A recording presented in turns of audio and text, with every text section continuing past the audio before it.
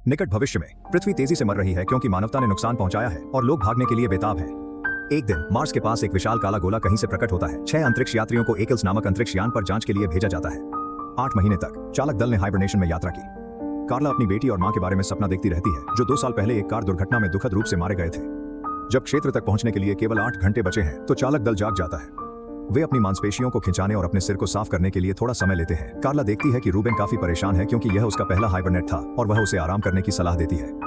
हालांकि रूबेन अपने अनुभव को ब्लॉक करना पसंद करता है क्योंकि उनके पास हजारों अनुयायी हैं। इसके बाद कार्ला कमांडर पॉल से मिलता है और वे इसे स्कैन करके क्षेत्र के बारे में अधिक जानने की कोशिश करते हैं, लेकिन जहाज के आई को वहां कुछ भी नहीं मिल सकता। कार्ला सोचता है कि उन्हें वापस जाना चाहिए, लेकिन पॉल अपना मिशन पूरा करना चाहता है। आंकड़ों की कमी से रूबेन पहले की तुलना में और अधिक घबराता है। चालक दल अभियान कार्यक्रम के प्रमुख के साथ सलाह करता है। वह उन्हें सूचना देता है कि पृथ्वी के लोग जवाब की प्रतीक्षा कर रहे हैं। उन्हें निराश नहीं कर सकते, मिशन को अंजाम देना अनिवार्य है। कुछ क्षणों के बाद कार्ला को अपनी मां की आवाज सुनाई देती है, लेकिन वहां कोई नहीं देखा गया। उसी क्षण रूबेन अपने कमरे में भयभीत हो जाता है। कार्ला जब कमरे में आता है, वेंस उसे वीडियो कॉल करता है और चिंता व्यक्त करता है क्योंकि वह तनावग्रस्त दिख रही है।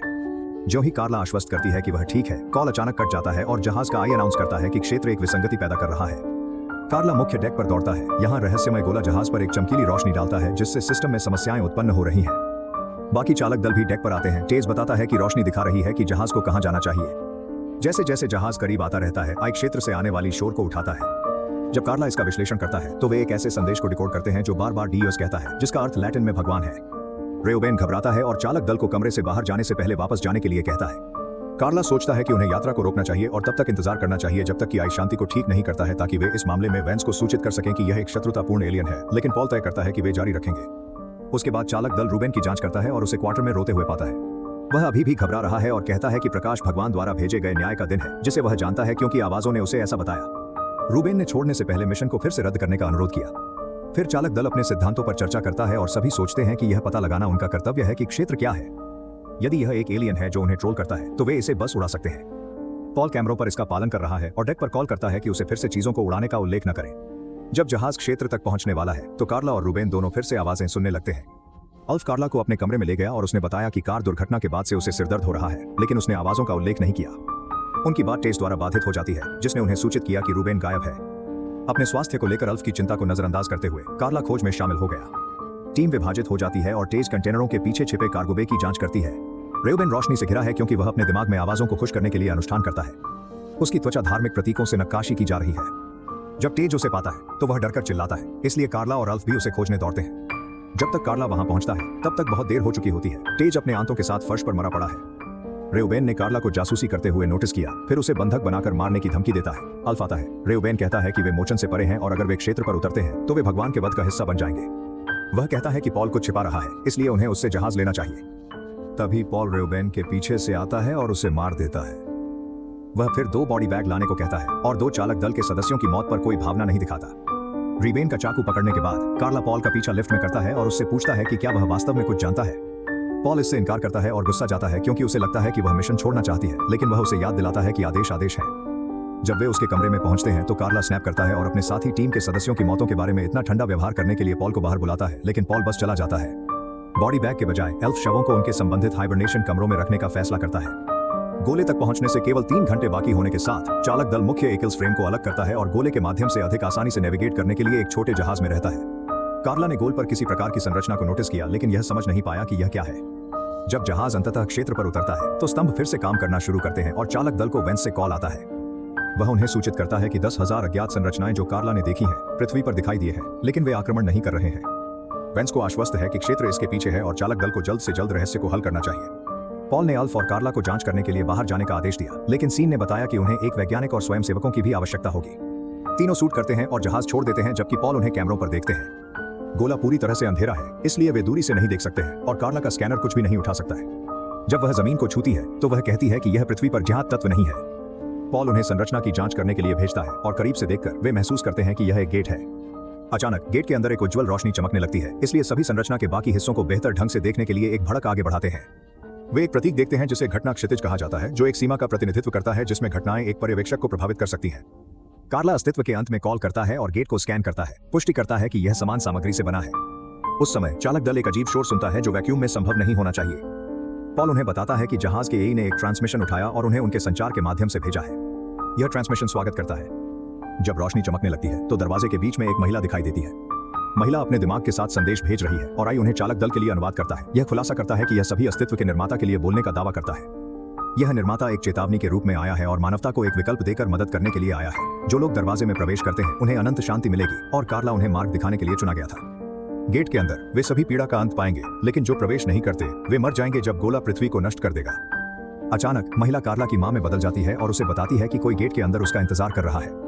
एक चौंकाने वाली कार्ला प्रकाश में चलती है और कार दुर्घटना के बारे में एक फ्लैशबैक है, इससे पहले कि खुद को एक सुनहरे शहर के पास पाया जाता है। दुर्घटना के घाव के साथ उसके सिर पर अभी भी ताजा है। उसकी बेटी वहां है और कार्ला उसकी ओर दौड़ती है, लेकिन फिर भी वे एकजुट नहीं हो सकते। कार्ला दौरे के बाद जहाज में एक मेज पर जागती है। कार्ला उल्टी करती है और सोचती है कि वह वहां कैसे पहुंची। अल्फ ने बताया कि जब वह गेट से बाहर आई तो वह मुश्किल से खड़ा हो सकती थी, इसलिए वह उसे वापस जहाज पर लाया। दुर्भाग्य से सीन यह नहीं कर सका।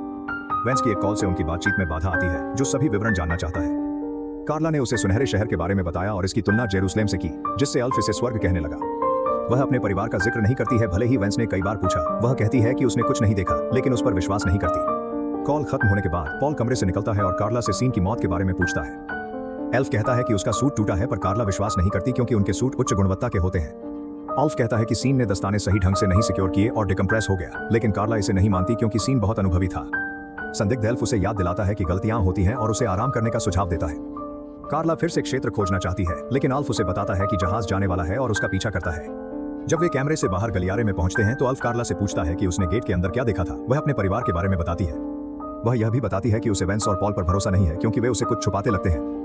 कुछ देर बाद अल्फ डेक पर लौटता है और पॉल उससे पूछता है कि जब वह और कार्ला कैमरे से बाहर थे तब क्या हुआ, लेकिन अल्फ कहता है कार्ला ने कुछ नया नहीं कहा। पॉल को शक होता है और एल्फ को आदेशों का पालन करने की याद दिलाता है। एक बार जहाज क्षेत्र की कक्षा से बाहर हो जाता है तो आई घोषणा करता है कि चालक दल को 1 घंटे में हाइबरनेट करने के लिए तैयार होना चाहिए। रिबेन का चाकू पकड़ने के बाद कार्ला फली के पास जाती है और सीन के शरीर एवं सूट की जांच करती है। इसके बाद वह चाकू से पॉल के कमरे का ताला तोड़ती है और सुराग खोजने के लिए अंदर जाती है। पॉल उसे सुरक्षा कैमरों पर देखता है और उसके पीछे एल्फ भेजता है। पॉल के कमरे में कार्ला को एक बंदूक और कुछ बहुत दिलचस्प फाइलें मिली। जल्द ही एल्फ कमरे के बाहर आता है और कार्ला उसकी ओर बंदूक इशारा करके उसे रोक देती है। अब फाइलें पढ़ने के बाद वह जानती है कि वह एक पूर्व कुलीन कोर सैनिक है और सबसे अच्छा होने के लिए जाना जाता था। हालांकि एल्फ कहता है कि यह सब अतीत है और वह इस डर की बातों से अनजान है। कार्ला एल्फ को मुख्य डेक पर वापस जाने के लिए मजबूर करती है और वहां वह पॉल पर बंदूक इंगित करती है। उन्होंने बताया कि यह विद्रोह है और सजा मौत है, इसलिए कार्ला ने यह बताकर जवाब दिया कि सीन को गोली लगने से मारा गया था। उसे लगता है कि एल्फ ने ऐसा किया क्योंकि वह एक हिटमैन था। तनावपूर्ण क्षण वेंस की एक कॉल से बाधित होता है, जो अपना दुश्मन नहीं होने का वादा करता है और दावा करता है कि वैज्ञानिकों का मानना है कि उसने सच में स्वर्ग देखा है। वह एक वीडियो भी चलाता है जिसमें लोग पृथ्वी को छोड़ने की चाह में सड़कों पर इकट्ठा होते दिख रहे हैं। कार्ला सदमे में है और पॉल वह स्थिति का फायदा उठाता है। कुछ संघर्ष के बाद कार्ला उसे धक्का देता है और उसे मारने के लिए छाती में गोली मारता है। इसके बाद उसने देखा कि लड़ाई के दौरान उसे चोट आई और उसका पेट खून बह रहा है। वेंस के फोन रखने के बाद कार्ला ने बंदूक को इंगित किया और सीन की हत्या को स्वीकार किया। फिर भी वह उसे मारना नहीं चाहता क्योंकि वह क्षेत्र की सच्चाई जानना चाहता है। कार्ला ने भरोसा किया और उसे अस्पताल ले जाकर उसके घाव पर पट्टी बांधी। जब वह बेहतर महसूस कर रही है, कार्ला स्वीकार करती है कि वह क्षेत्र में लौटना चाहती है, पर वेंस को नियंत्रित करती है। एल्फ बताता है कि उसके पास ई को ओवरराइड करने का कोड है, लेकिन एडी को गिराना होगा क्योंकि एक्विलिस मैनुअल कंट्रोल के लिए बहुत विशाल है।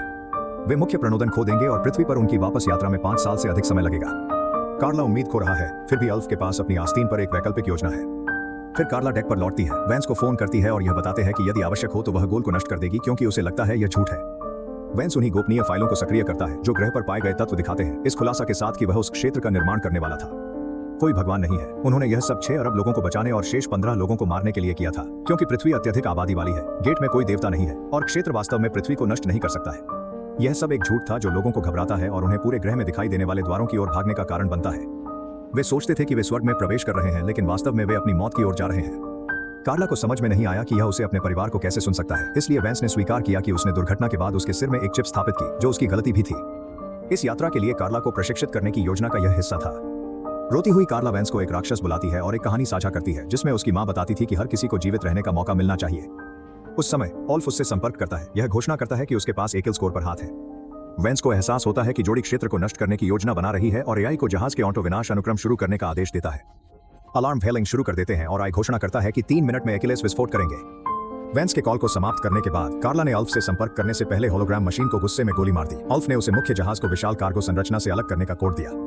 एल्फ अभी भी लिफ्ट में फंस गया है और लिफ्ट पर्याप्त तेजी से नहीं चल सकता है ताकि वह समय पर मुख्य जहाज पर लौट सके। वह कार्ला को उसके बिना छोड़ने के लिए कहता है। शुरू में मना करती है, लेकिन आत्मविनाश शुरू हो जाता है और एक्विलिस कई स्थानों पर विस्फोट करना शुरू कर देता है।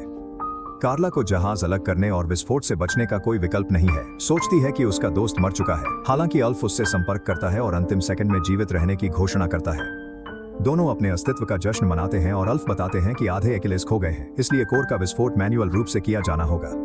कार्ला इसे स्वीकार करता है और कहता है कि वे इसे एक साथ करेंगे। जब जहाज क्षेत्र पर उतरता है, अल्फ दरवाजा बंद करता है और कार्ला को पृथ्वी पर वापस जाने के लिए कहता है ताकि वह सच्चाई बता सके।